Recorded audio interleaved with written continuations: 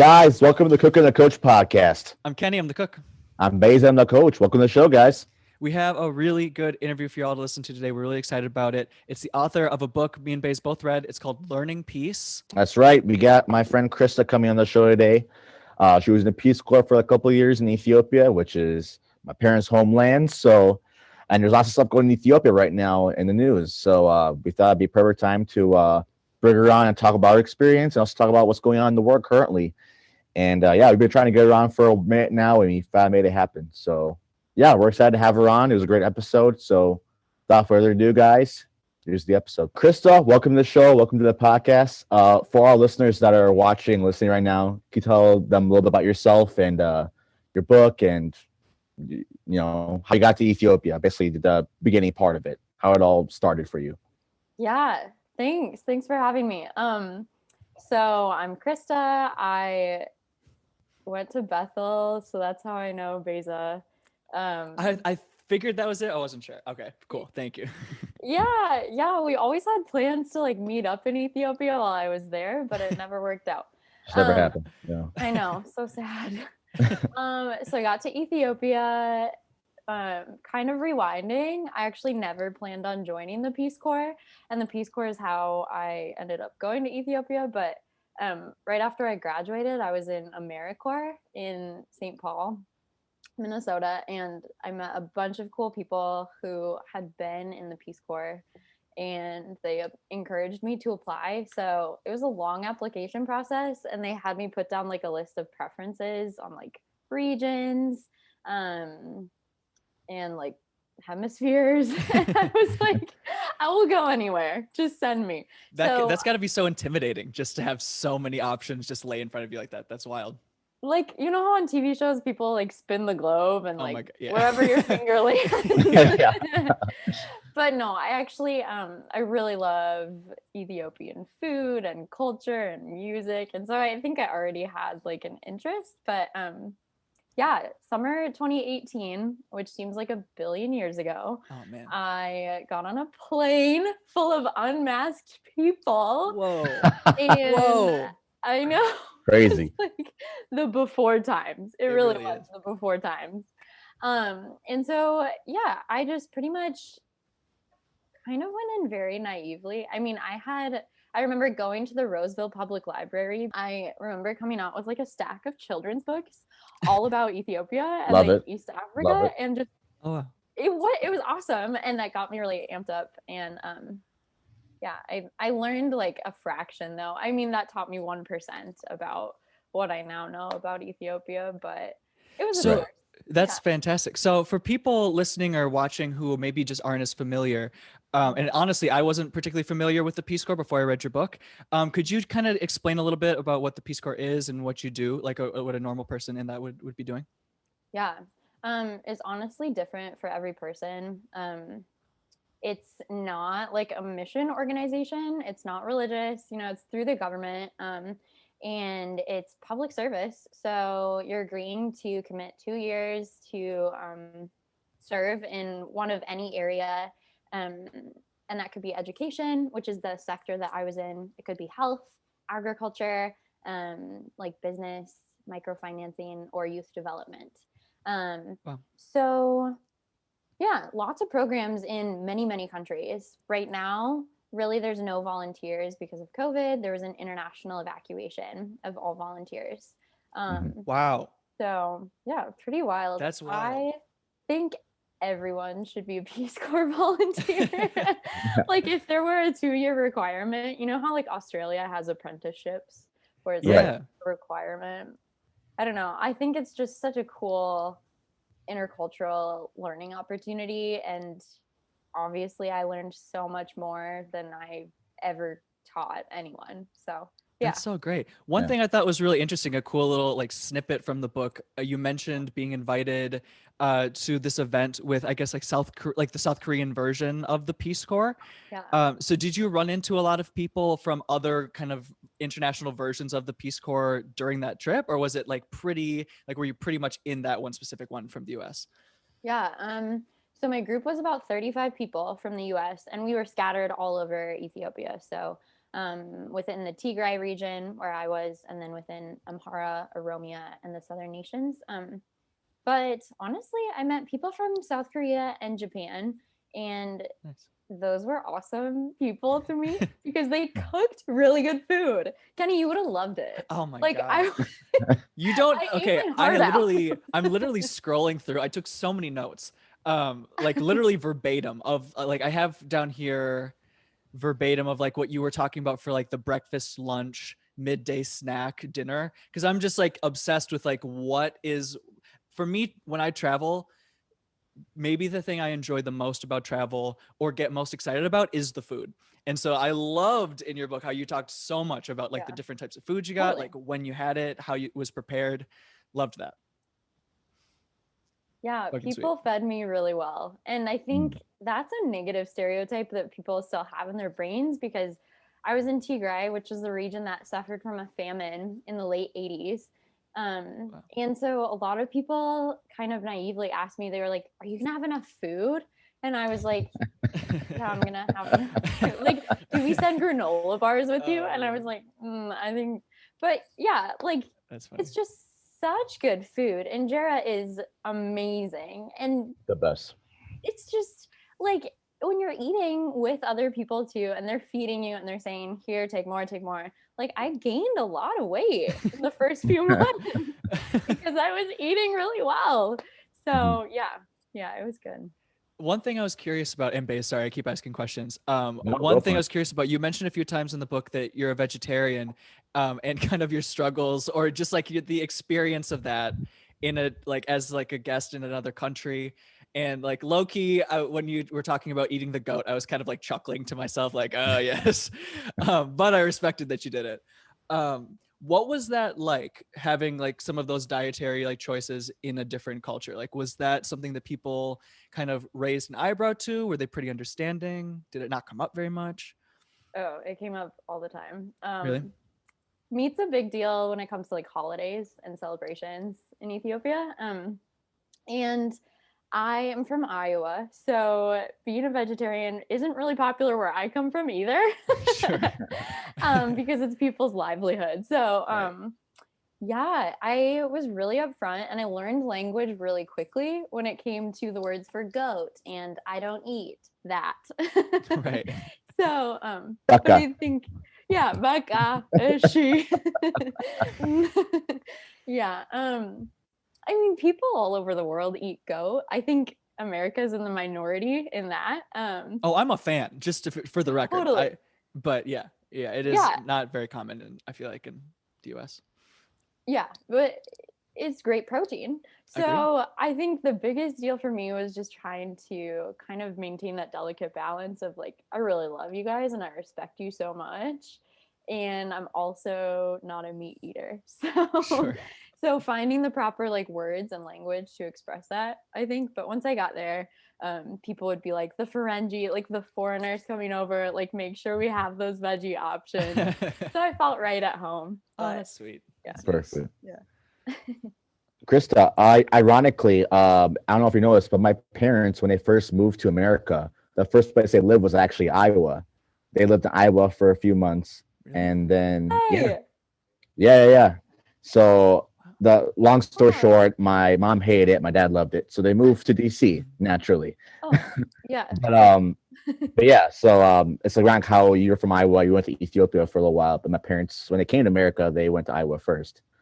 But continuing with Kenny's food and food train, I gotta get your first sip of real Ethiopian coffee. Tell me what that experience was like. Okay. How long do you have? Got time. People don't know. People don't know. I know. That's one of the saddest things to me, that people do not know the taste of Buna. Mm-hmm. Oh, it's hard to put into words. Like you could do a whole episode on this. Have you guys Honestly, done that yet? You should. We should soon. We should. It's out of this call. world. It's I just don't think I've had it before.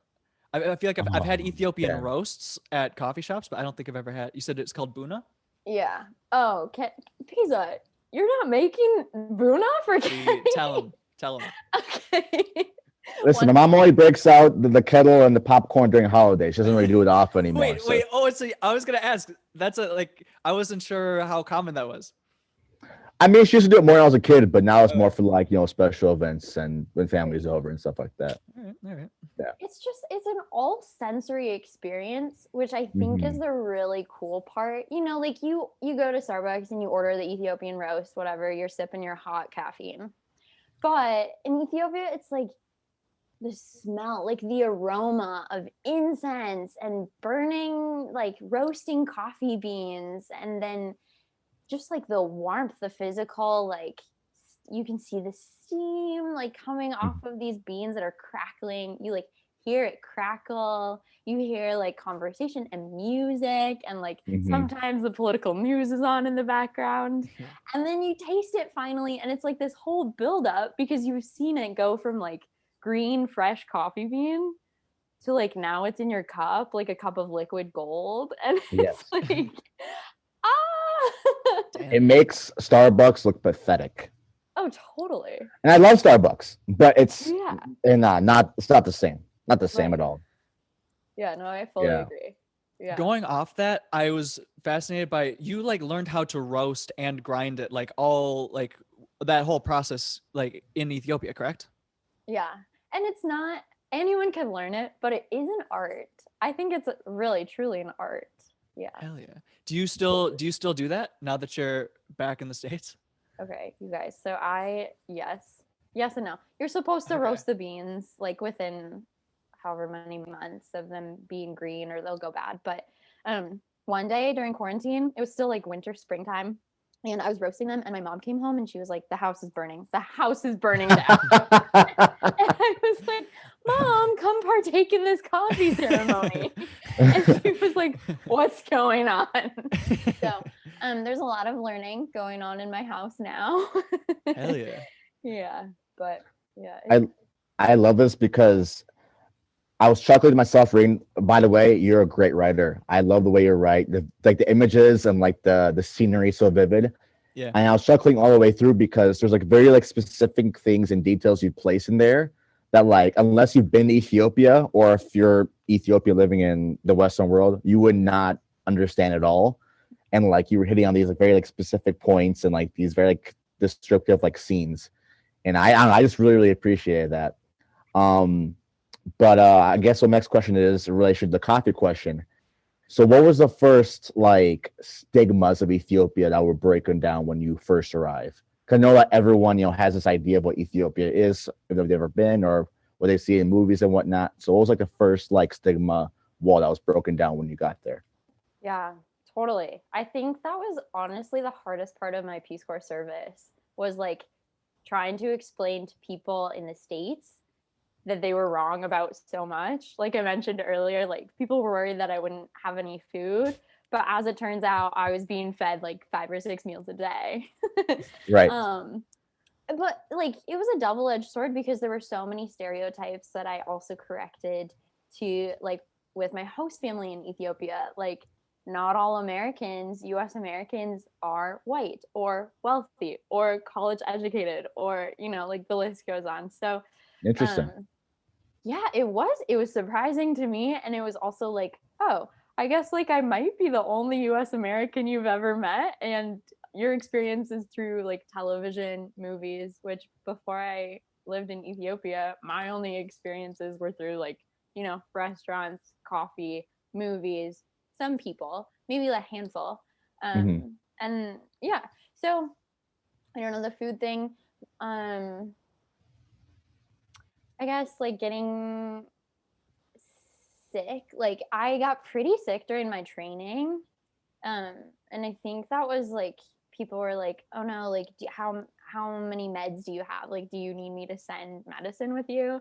And I was like, I'm vaccinated. Like I've been to a travel clinic. It's like traveling most everywhere else in the world, but I think there have been several yellow fever outbreaks in the past few years in Ethiopia, and Ethiopia is a place of very healthy, like world-class runners. First off, the best. We the best. The healthiest food in the world. Yeah. And you're like doing your country well right now, basically. You're like this coach, like athlete. So Oh, Yeah. thank you. But Yeah. yeah. I think that work continues though. And I think I find myself learning and being corrected like from news headlines and news articles from places all over the world, places I've never traveled that I need to learn more about. Right.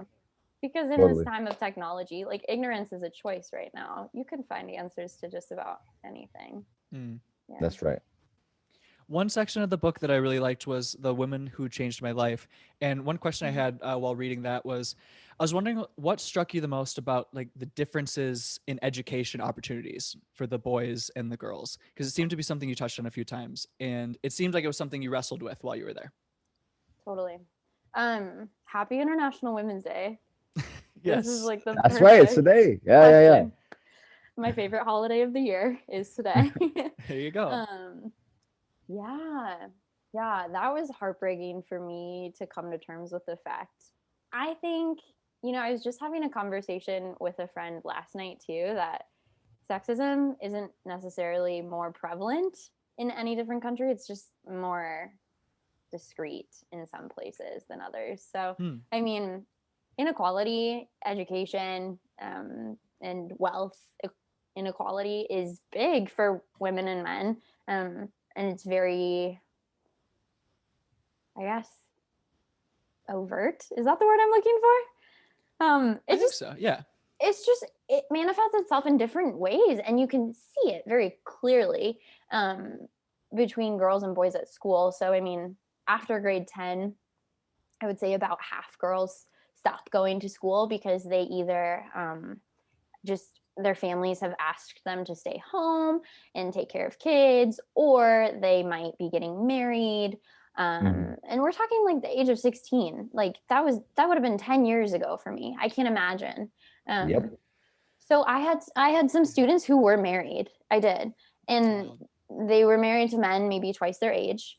I had other students who were promised to men in the community, so they knew who they were going to marry at the age of 15. And like I said, like that's not unique to Ethiopia necessarily. That's happening in a lot of places all over the world. But in the small community where I lived in northern Tigray, that was the reality. And it just, it was just like shocking to experience that, because I have a college degree. I was privileged enough to go to a 4-year institution and to have literally millions of role models, women who had gone to college before me. So, right. Yeah, very like different realities to reckon with. And I think it really lit a fire within me just to like keep fighting for gender equality and education equality. And that's something that I still love talking about. Fantastic. Yeah. That's really good. Wow. Yeah. I don't know. It's, yeah, that piece about like, women having like not as much control about, their destiny and their future, whatnot. It's like, I talked to my parents and, my aunts and uncles and even my grandparents when I was in Ethiopia visiting them. And like, we think it's maybe not backwards, but we think it's kind of weird that they go about life that way. But for them, that's just all they know. That's just life for them. Like, I tell people sometimes, like, my grandpa was 30, my grandma was 15 when they got married. But that's just what it was. And, they were married for, 70 years and they were happy the whole time. But if you say that, if that were to happen here in America today, that'd be like the biggest like news headline in the world. So, yeah.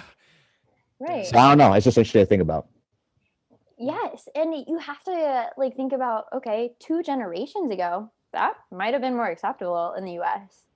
A generation ago, Yeah. right? Women couldn't sign a lease on a house. Women couldn't open their Very own true. like credit card account. So it's like sometimes I think in the US we think we're so advanced. We think we're like so liberated from all of these challenges, and like sexism just like we've solved it. Everyone's equal now.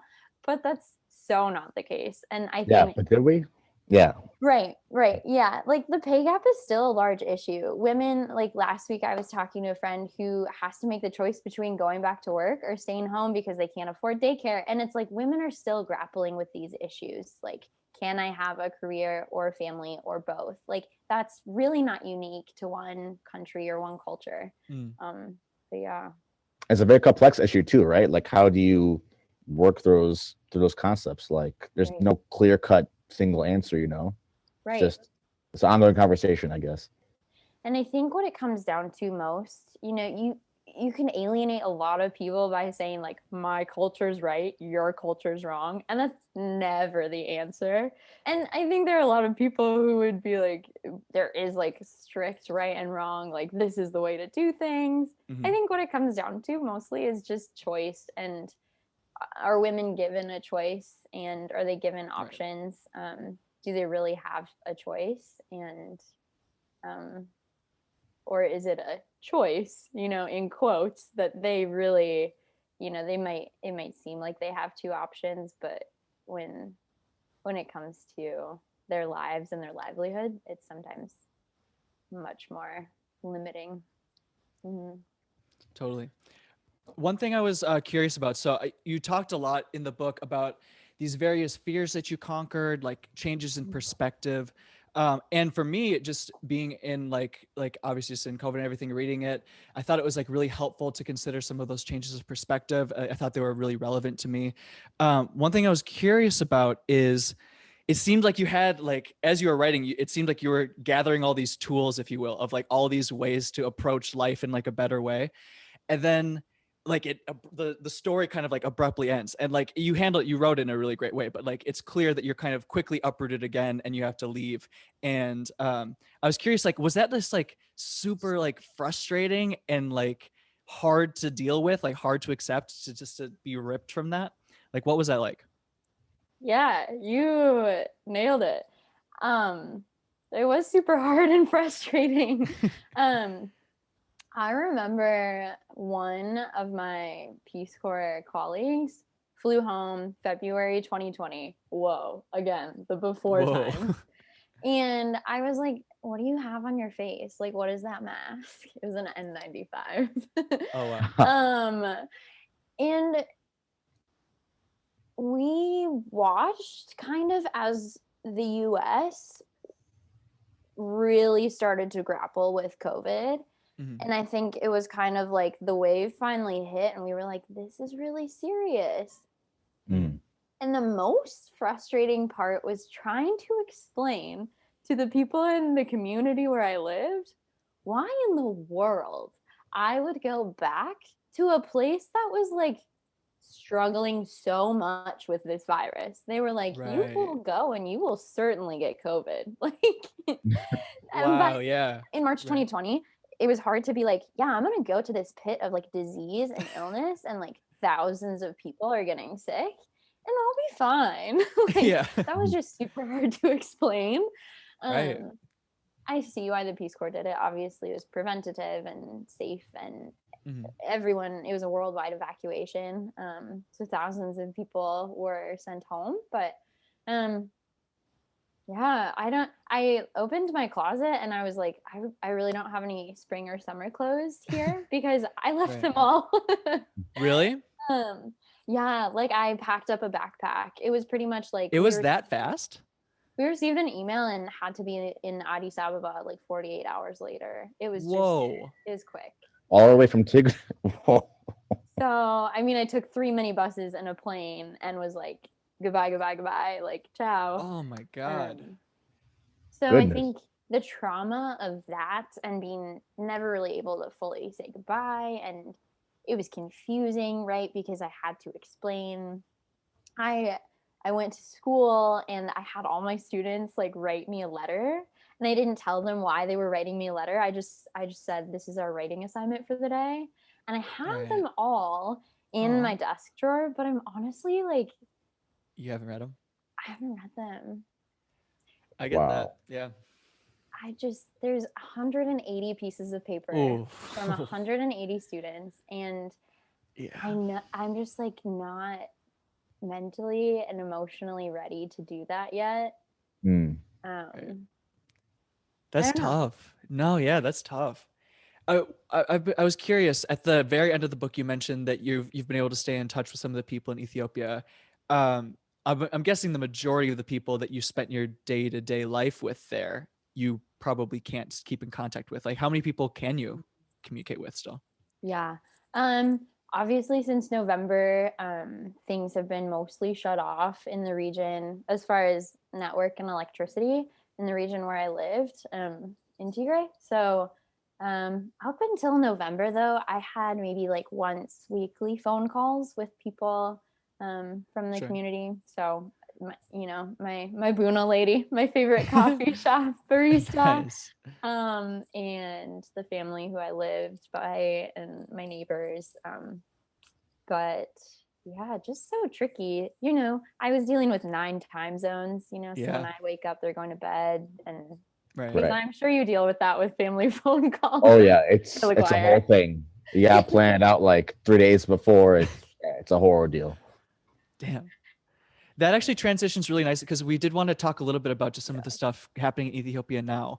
I personally I am embarrassed to say I really don't know much of the details, but I think Bae's had some like curiosity about that. Like, wanted to talk about that a little bit. Yeah. So for myself, how do I word this? Because it's a very sensitive and tricky topic in our community right now, for many reasons. I guess I'll say this. I remember I don't know if you were still in Ethiopia at the time or not, but when Dr. Abiy came to America to like do his rallies and speeches and whatnot, he made a last second decision to come to Minneapolis to talk to the Ethiopians here because we have the biggest Oromo population in the world outside of Ethiopia, here in Minneapolis, St. Paul. So I remember literally like skipping my internship and work that day just to go like see Dr. Abiy speak. And it was electrifying. There's this feeling of hope. I only understood like every 3 words she said, but it was like super, super exciting. And then there was this idea of, there's going to be peace between Amhara, Tigray, Oromo, and then a year later, you see the Oromo protests and you see people get imprisoned and you see some of our Oromo leaders get killed by the government. And then now, 6 months after all that was going on, now you have Tigray who is experiencing literal genocide. Now, talking with family members and friends, there's talk about, Tigray was doing this, a couple of years ago to Oromos and Amharas, and there's all this infighting. But at the end of the day, no matter who started the conflict, there's innocent Tigray villages that are being destroyed, and the man who's doing it won the Nobel Peace Prize 2 years ago. And I'm ashamed to say that I don't know all the details, and it kind of exposes my Americanness. But I think regardless of what tribe you come from, whether it's Oromo like myself, whether you're Amhara, you do not want to see this. You want to say unified Ethiopia. You want to see an Ethiopia that is, stands for the values that Dr. Abiy was saying when he first came into office, not the opposite of what he's doing right now. Yeah. So I don't know if there's really a question in there, but I don't know. You spent most of your time in Tigray, and you were with these people. You lived with these people. That was your home for a while. So what are your thoughts about everything that's happening right now? And yeah, what are your thoughts? Yeah, no, totally. That was really insightful, Beza. And I agree, no matter what, and no matter where the conflict is happening, wherever people are dying, there's an issue, right? And right now it just so happens to be concentrated in Tigray, which is the really heartbreaking part. But just like you, I really don't know all the details, but I also think that's because international media has not been allowed into Tigray since, from like November 4th to like very recently. So there's all these like stories and like verifications, and like Amnesty International is coming in and saying that 750 people were killed in a church. They were hiding in a church in Aksum, and it's just like everyone's kind of seeing really what's been happening. And obviously the UNHCR has said we're receiving thousands of refugees at the Sudanese border, and So big international agencies are getting involved, and we're kind of seeing these pieces fall into place with what's been happening. But I think you're right. I think it kind of is most shocking because Tigray especially really benefited, or people were happy, so it seemed, to have the Eritrea and Tigray border opened under Dr. Abiy's, I guess. Yeah, that was a large factor in his Nobel Peace Prize, was building peace between Eritrea and Tigray. And I remember people, it was like September, I think it was September 2018, 2019. Yeah, 2018. It was in a September. Yeah. And people were like being reunited with their families who they hadn't seen in over 20 years. Like, yeah. I can't imagine like Minnesota and Iowa border. Like my brother lives in Minneapolis right now and not seeing him for 20 years. Like really, truly, that's the same amount of distance as I was from the Eritrean border. So it's like so mind-boggling because that was really celebrated. And then here we are 2-3 years later. There's tons of, violence and rape and genocide. It really, truly is like a total 180, because when I was there, Tigray was peaceful.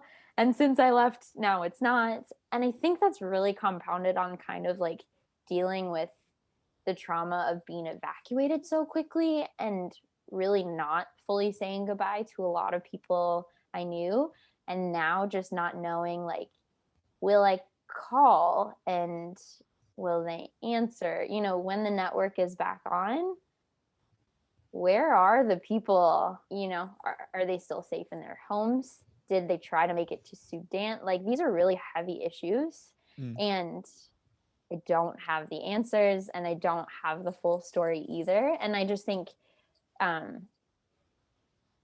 it is really cool what the Return Peace Corps volunteer community is doing. I think there are volunteers who are really trying to like amplify voices coming out of Tigray and Oromia, because there have been things flaring up there recently as well.